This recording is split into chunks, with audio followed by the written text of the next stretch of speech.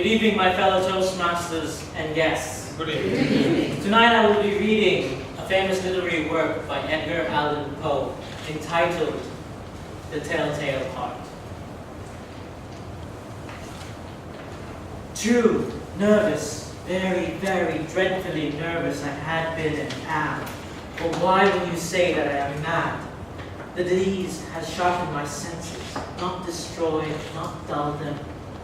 Above all was the sense of hearing acute. I heard all things in the heaven and the earth. I heard many things in hell.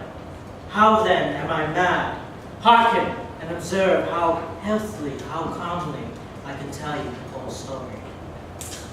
It is impossible to say how first the idea entered my brain. But once conceived, it haunted me day and night. Object there was none. Passion there was none. I loved the old man. He had never wronged me. He had never given me insult. For his gold, I had no desire. I think it was his eye. Yes, it was his eye. He had the eye of a vulture, a pale blue eye with a film over it. Whenever it fell upon me, my blood ran cold, and so by degrees, very gradually, I made up my mind to take the life of the old man, and thus rid myself of the eye forever. Now, this is the point. You fancy me mad. Madmen know nothing. But you should have seen me. You should have seen how wisely I proceeded, with what caution, with what foresight, with what dissimulation I went to work. I was never kinder to that man during the whole week before I killed him. And every night, about midnight, I turned the latch on his door and opened it, oh so gently. And then, when I had made an opening sufficient for my head, I put in a lantern, all closed that no light shone out, and then I thrust in my head. Oh, you would have laughed to see how I thrust it in.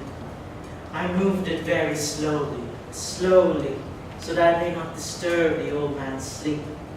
It took me an hour to place my whole head in, so that I could see him lay upon his bed. Would a madman been so wise such as this? And then, when my head was well in the room, I undid the lantern cautiously, oh so cautiously. I undid it so much that a single thin ray fell upon the vulture eye. And I did this for 7 long nights, every night just at midnight. But I found the eye always closed. And so it was impossible to do the work. For it was not the old man who had vexed me, but his evil eye. And every morning, when the day broke, I went boldly into the chamber and spoke courageously to him, calling him by name in a hearty tone, and inquiring how he had passed the night. So you see, he would have been a very profound old man, indeed, to suspect that every night, just at 12, I looked upon him as he slept. Upon the 8th night, I was more than usually cautious in opening the door. A watch's minute hand moves more quickly than did mine. Never before that night I felt the extent of my own powers, of my sagacity. I could scarcely contain the powers and the feelings of triumph. To think there I was, opening the door, little by little, and he not even to dream of my secret deeds or my thoughts. I fairly chuckled at the idea, and perhaps he heard me. For he had moved to the bed, suddenly, as if startled. Now you may think that I drew back, but no. His room was as black as pitch with thick darkness, and so I knew that he could not see the opening of the door, and I kept pushing steadily. I had my head in and was about to open the lantern, when my thumb slipped upon the thin fastening, and the old man sprang up in bed, crying out, "Who's there?" I kept quite still and said nothing. For a whole hour, I did not move a muscle. In the meantime, I did not hear him lie down.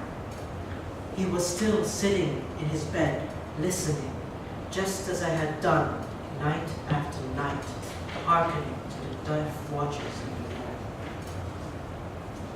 Presently, I hear a slight groan, and I knew it was the groan of mortal terror. It was not a groan of pain or grief. Oh no, it was the low, stifled sound that arises from the bottom of the soul when overcharged with awe. I knew the sound well. Many a night, just at midnight, when the world slept, it had welled up from my own bosom, deepening its dreadful echo. The terrors that distracted me, I say I knew it well. I knew that he had been lying awake ever since the first slight noise, when he had turned in his bed. His fears had been ever since growing upon him. He had been trying to find them causeless, but could not. He had been saying to himself, "It is nothing but wind in the chimney. It is only a mouse crossing the floor, or it is merely a cricket that has made a single chirp." Yes, he has been trying to comfort himself with these suppositions, but he had found all in vain. All in vain, because death, in approaching him, had stalked with his black shadow before him and enveloped the victim.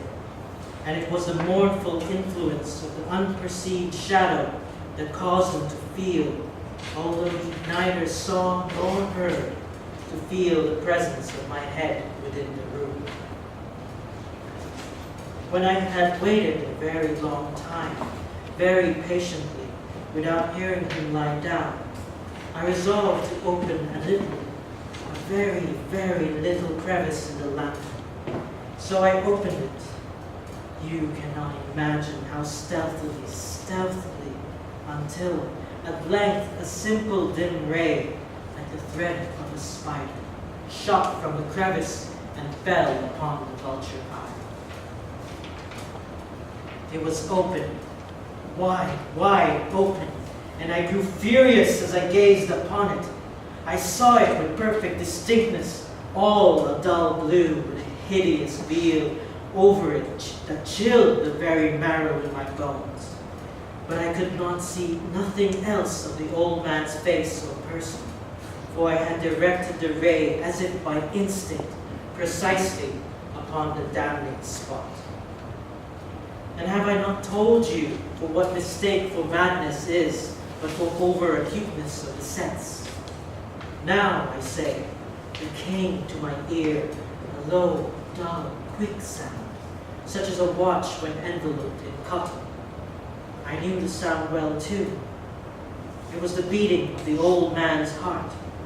It increased my fury as the beating of a drum stimulates the soldier into courage. But yet, even as I refrained and kept still, I scarcely breathed. I held the lantern motionless, and I tried how steadily I could maintain the ray upon the eye. Meantime, the hellish tattoo of the heart increased. It grew quicker and louder every instant. The old man's terror must have been extreme. It grew louder, I say, grew louder every moment. Do you mark me when I have told you that I am nervous? So I am. And now at the dead hour of the night, amid the dreadful silence of that old house, so strange a noise, so as this excited me to some uncontrollable terror. Yet, for some minutes longer I refrained and stood still, but the beating grew louder. I thought the heart must burst. And now a new anxiety seized me. The sound would be heard by a neighbor. The old man's hour had come. He had shrieked once only. With a loud yell, I threw open the lantern and leaped into the room. I smiled gaily to find the deed so far done. but for many minutes the heart beat on with a muffled sound. This, however, did not vex me. It would not be heard through the wall. At least it ceased. The old man was dead. I removed the bed and examined the corpse. Yes, he was stone dead. I placed my hand upon the heart and held it there many minutes. There was no pulsation. He was stone dead. His eye would trouble me no more.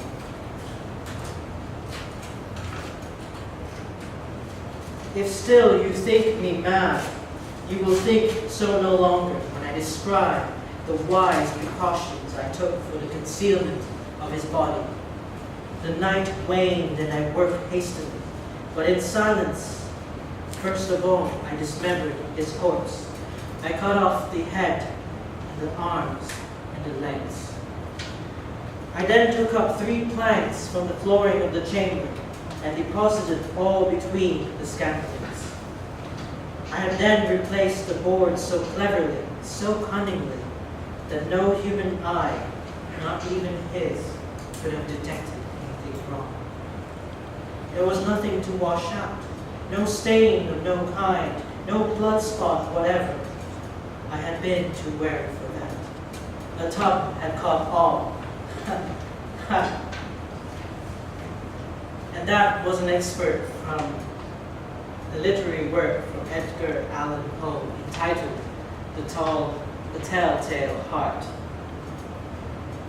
It was written to describe how a man grew crazy all because of a single multitude of a person's eye, and how it had obsessed him and how it had overtook him.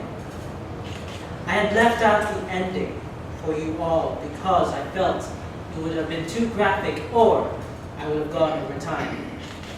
But if you are curious to find what the ending had entailed, the man grew mad, and in the end, death followed him, as everything is.